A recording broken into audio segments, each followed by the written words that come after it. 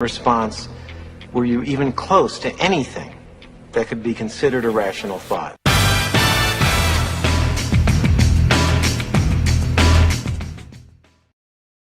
I'm Joe Sanok. I'm the author of Thursday is the New Friday, a book coming out with Harper Collins October 5th, 2021. And it's all about how the 4-day work week boosts productivity and creativity. So this is great for independent people, but what about the companies? Are they rolling up with this or what? Yeah, Nissan Infinity Canada did a bulk book buy and brought me in to talk about mental health and work schedule. We're seeing a lot of small and medium-sized businesses that are doing experiments around the 4-day work week. And, there's tons of case studies. One that I'm most excited about is Kalamazoo Valley Community College, a small community college in Southwest Michigan. There was this HVAC instructor, and every Friday in the summer he went up and took pictures from the roof to show how few people were there. And then he ran the numbers on if they turned the AC off on a Thursday night instead of a Friday. And 4 years ago they switched to a 4-day work week in the summer, and they've saved millions just in air conditioning costs. And the staff are happier, students are happier because everything's open a little bit later. The health outcomes are better. Retention of staff. You think about just hiring and getting a new staff onboarded, people are staying longer. So if a Kalamazoo community college can switch to a 4-day week and experiment and just say, does this work for us? I think it's important for businesses to just question, why have we done it this way?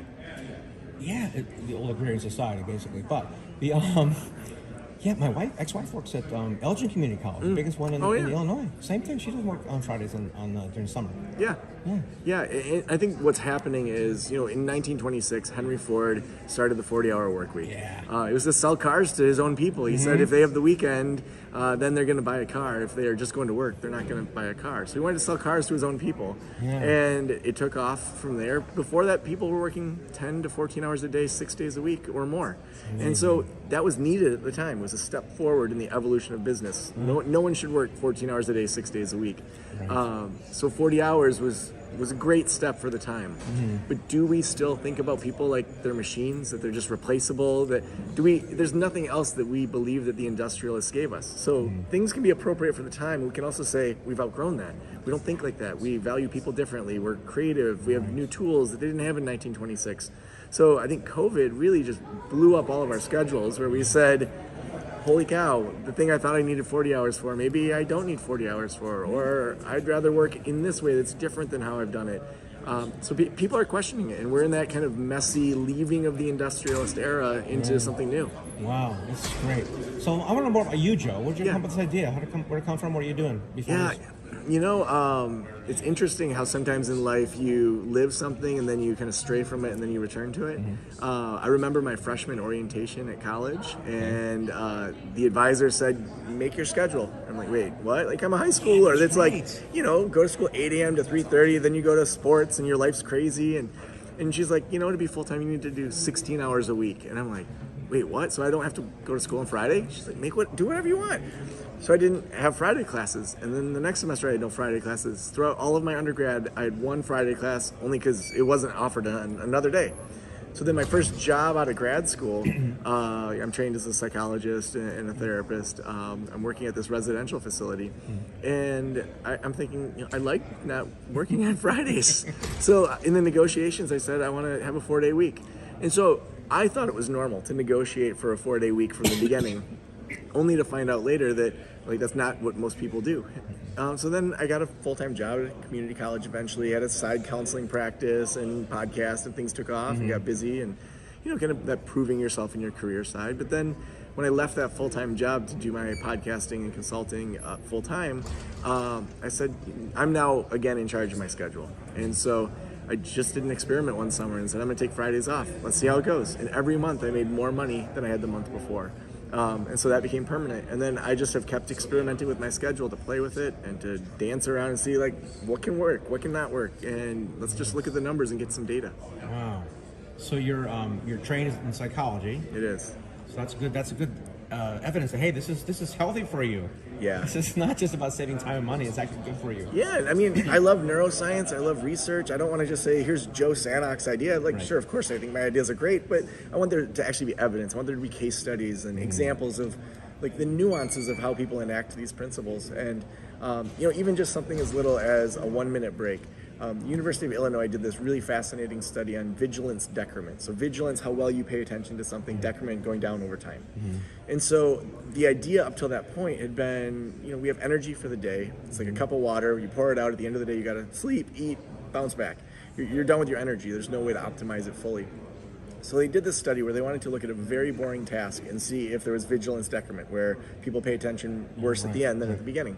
So they give all these students come in like one at a time. They look at a computer. They give them a random 4-digit number, like 4321. And so every time 4321 comes up on the screen, you've got to push a little button. And when other numbers come up, you don't push the button. So for an hour, they sit there seeing random, boring 4-digit numbers. Your number comes up, hit the button. At the end, what happened? There was vigilance decrement. The amount they paid attention at the end of the study was worse than at the beginning.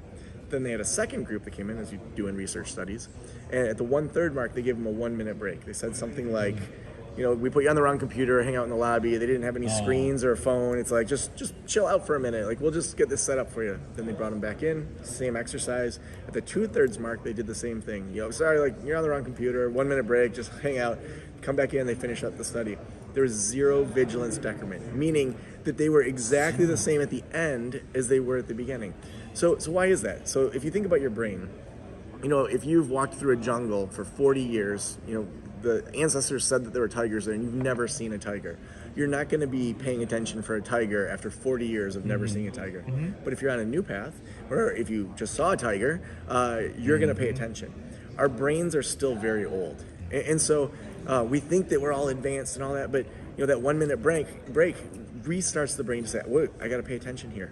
And so then when we look at this in business, we don't realize that there's all these little hacks that we can do to be more efficient with our time, that when we slow down, when we come from a place of grounding and centeredness and not stressed out and maxed out, we're more creative, we're more productive. And so if we can enact some of those skills, it just helps us get more done in a shorter period of time. Wow.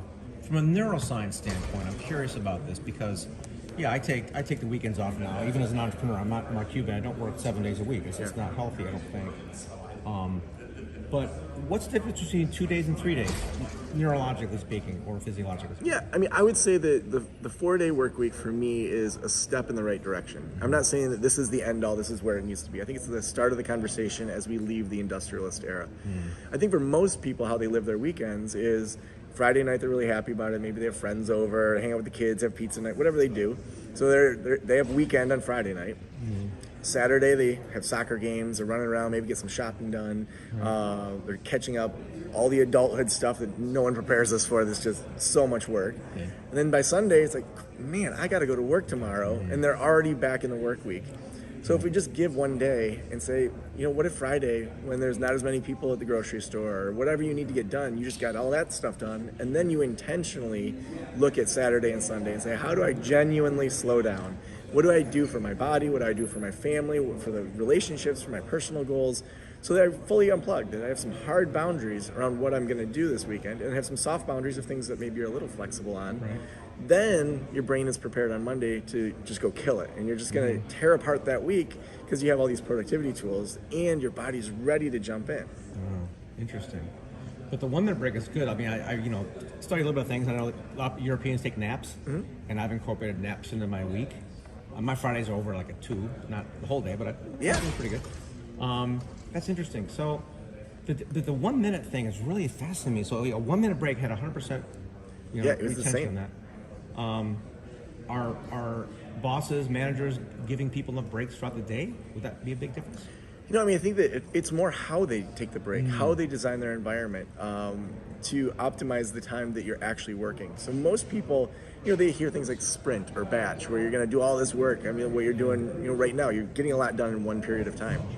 But they may try that and it won't work for them because they don't understand their sprint type. That the brain actually has different ways based on your personality, your DNA, that you respond to sprints. And so in the book, I talk about discovering your sprint type because someone may try the typical batching sprint and they're like, that doesn't work for me. I guess I'm not a sprinter.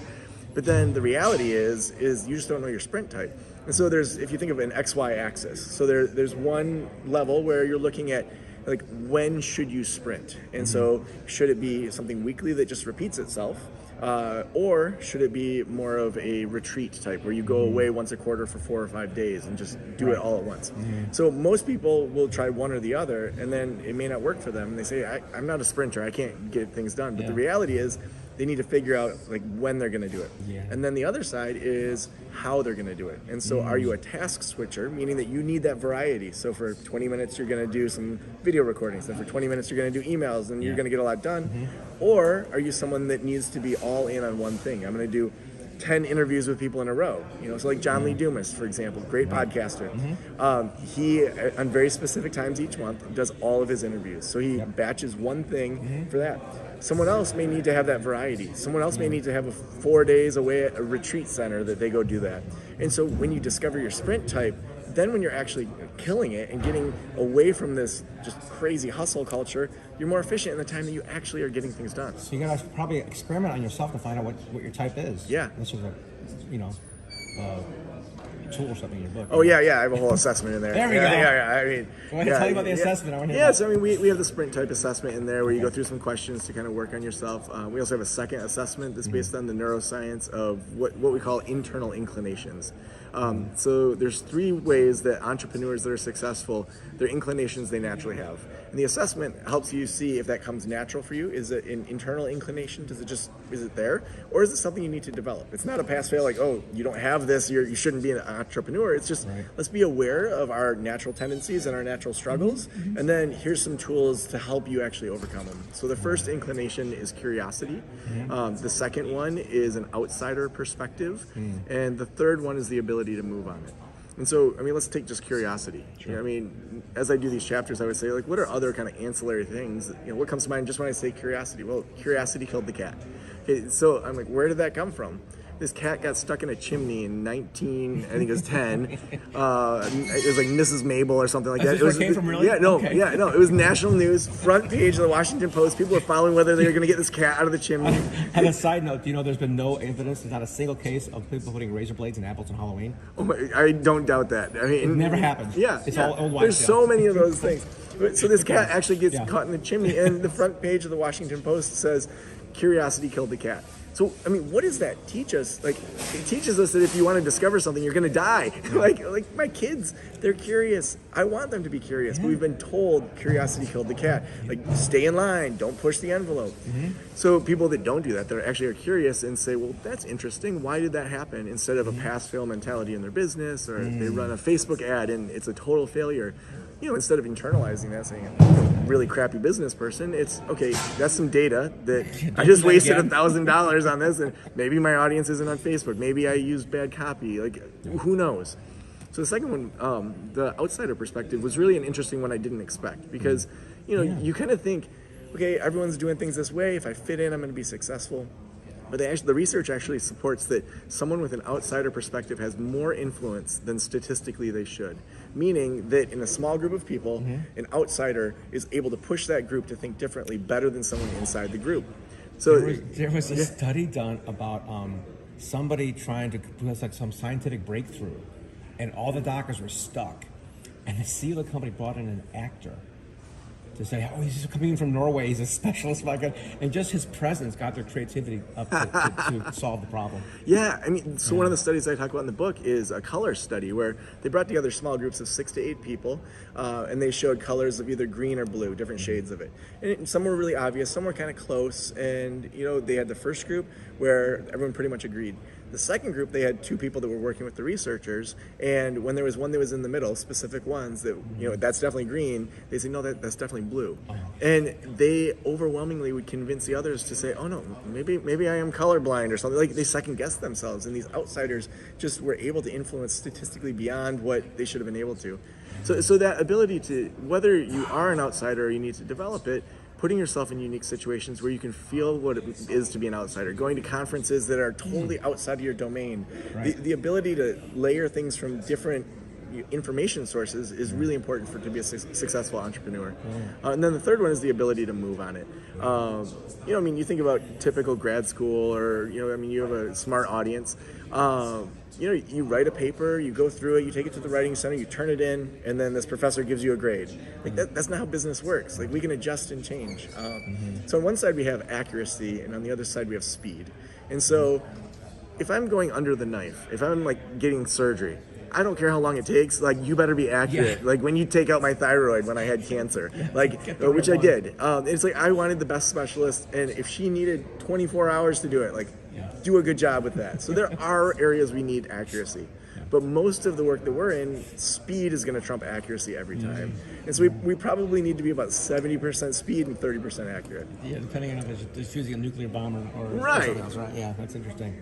Wow, you're very interesting. I definitely want to get this book, of course, now. Speaking of that, most of my audience are self-publishing, and you got to deal with Harper Collins. Can you tell us about that journey a little bit? Yeah, I self-publish. I think self-publishing is really great. It's a wonderful way to kind of put yourself out there as an authority. It's easy to do now. It's you can have a writing coach or not, and it's just such a great way. And I did that when I first started my podcast to build authority and SEO and all that. But every year I ask myself, what's one thing that if I did this, that it would just open crazy doors? The book, The One Thing, was really influential in my life, and got to know Jay Papasan. And so every year it's like, what's that thing? And so a couple of years ago was, if I can have a traditionally published book that's a New York Times bestseller, that will open a lot of doors. And so on my podcast, every author that I had that was traditionally published, I said I'm shopping around for a new agent. I didn't have an agent. I just said I'm shopping around for a new one because I don't have one. Would you do? Yeah. Would you introduce me? And within 2 weeks, I probably had 15 introductions and was interviewing people. Landed my agent Greg, who then connected me with a writing coach. And for a year, every Thursday, we would just talk about my ideas, and she just got me word vomiting. And she's like, "Here's the themes I'm noticing. Here's your unique point of view." And then we finally landed on the 4-day work week was really what I kept teaching people over and over. But then it was, well, great, people should work 4 days. What do you do now? And so then we broke it down into the whole slowing down to speed up, the actual blueprint for sprint types and internal inclinations. And she had the pulse of the industry. She knew what people were buying. And so working with that professional that said, people like assessments. I wouldn't have thought to put assessments in my book. But then she's like, you got to have an assessment in your book, or maybe even 2. And then that's a good email opt-in too, to go from the book to actually work with me and connect with me. So then shopped it around in early 2020, and I remember saying to Harper Collins, sorry, I'm not going to fly to meet with you in person.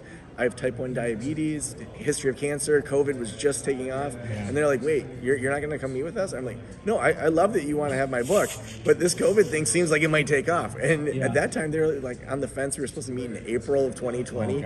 And this was late February, and I'm just like, I'm not going to fly. And it worked out well. I didn't have to fly to go meet with them. And really, at the time, I didn't know if COVID was going to affect the book. But really, by writing it during COVID, I could then put in, hey, we're going through a global experiment right now.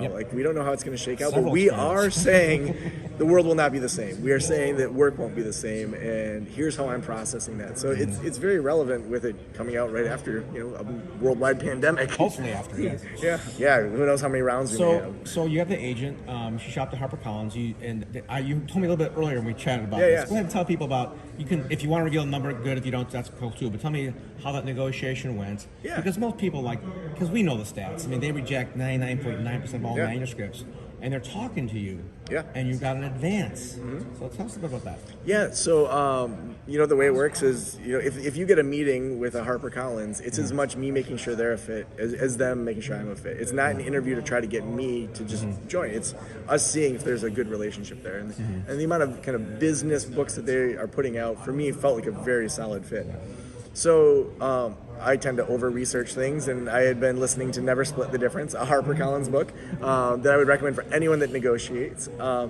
And one technique from this Harper Collins book was to give a kind of non-zero number. So if someone offers you 5,000 or 10,000 or 100K, whatever it is, when you come back with your number that you want, just take a few digits off, add a few digits, add some decimal points, so it's like pennies. So I pretty much just doubled their offer and then made it look funny. So it was very precise. And then they accepted it.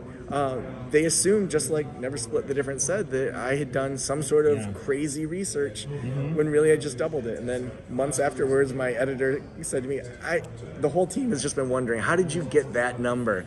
I'm just like, I read your book, Never Split the Difference, and he just said, whatever you want for your number to be, just change it a little bit. And he just laughed at me. Amazing. That's great. And then also very interesting what you did with that. They gave you an advance of some amount. Yeah. And then tell people what you did with it. Yeah, so I told them from the beginning that I wasn't going to keep any of it. Like, my business is going fine. Sure, I'd like to have the money, but to me, I'm using somebody else's money to promote myself. And so I said, I'm going to put 100% of this back into marketing. Hired a PR firm, hired Interview Valet to get me on a bunch of podcasts, have my own assistants that are doing a ton of work too, and just said all of this money, I even had a separate bank account, so every single time I could just pull it out and know this is all going for marketing the book. And I think they probably gave a bigger advance as well, because they knew, hey, we already have a marketing budget, like we can put that marketing budget into Joe's advance and he's just going to use it how he wants to. So I mean, I learned that from Angie Morgan, who wrote Spark. She's a New York Times bestseller and a friend of mine, and she had done the same thing where she just said, this is the advance I want, but I'm going to spend it all, and she got it. Yeah, nice. Are you comfortable sharing like what your amount or marketing plan is for your book or anything? Is that? Yeah, so with the advance and then with the marketing plan, we're doing about 6 figures in marketing. I'd say about 40% of that is one particular marketing firm that has been able to get me into Harvard Business Review. CNBC is going to be doing a 3-part series. Forbes and Inc. both did Q&As with me. I mean, just like every week, like it starts to sound kind of pompous at this point, whereas there's so much stuff that they stack up. It's not insane. Pompous. It's important. Yeah. I mean, the whole media junket thing is vital to getting this stuff out there. And the challenge with books is you can't do it over a long period of time. You got to compress this. Yeah, because they all have a lifespan. Yeah, and I mean, even just being able to connect with like John Lee Dumas for EO Fire or Pat Flynn with Smart Passive Income and the One Thing podcast, and kind of pull out all the stops with the people that I've helped along the way and say, listen, like, I want to be on your show again. I want to come talk about the book, and can you release it during publish week so that just it's all over the place in early October, and keeping track of all that. And so figuring out a system where my assistant Jess, my director of details, anytime I do something like this, like you saw me do it, I texted the picture of your card. I said, we're doing this interview, make sure it goes up on the media page. So then it's not just, the New York Times stuff. It's going to be, your show is on there too. And how great for the people that have helped me to then have all these backlinks and be on the same page and say, look, like I was a part of this. And so I think just finding marketing is important, but finding those relationships and keeping track of those relationships is where, if I have a second book, it's easy. I can go back to that system and say, hey, look at all these people. And so figure out that workflow so that I'm not the one that's doing these little tasks. That I'm only doing. I can't send my director of details to come do this interview. But I can have her do everything after this interview with follow-up and all of that too. Yeah, that's a really important point for the authors watching this. You've got to invest time, but also be organized. Invest resources, of course. Any final parting words to future readers of the book or people who should read it? I mean, I think that to me, this is the start of the conversation. There are lots of people talking about the 4-day work week, and I am not worried about me not being the one person. I think it's in our generation, we're going to see this happen. And people right now can either be leaders and saying, how are we going to do this for the betterment of humanity? I mean, Iceland just did a 2,500 person study over 4 years on the 4-day work week, and they found that people were happier, they were healthier, they were just as productive. And so right now it's really sweeping Europe in a huge conversation in a number of countries, New Zealand, Spain, Iceland. It's only a matter of time before we realize what we're doing to ourselves and how we're sicker than we need to be, we're more unhappy than we need to be, that getting that extra little bit of money statistically actually won't make you that happy. So I mean, I would just say join the conversation. We have lots of resources over at joesanok.com where people are saying what kind of events they're doing or different ways that they're enacting and experimenting with the book. And to me, it's like, let's do this as a community and say, how do we all make Thursday the new Friday? It's not just my thing. This is our schedule. Henry Ford invented it. We can undo all this. There you go. Hold the book up a second. I'll show people what that cover looks like so they recognize. There we go. Joe Sanok, Thursday is a new Friday, and it should be for all people. Very good. Thank you so much. Awesome. Appreciate your time. Thank you. This has been great. You bet. Amazing.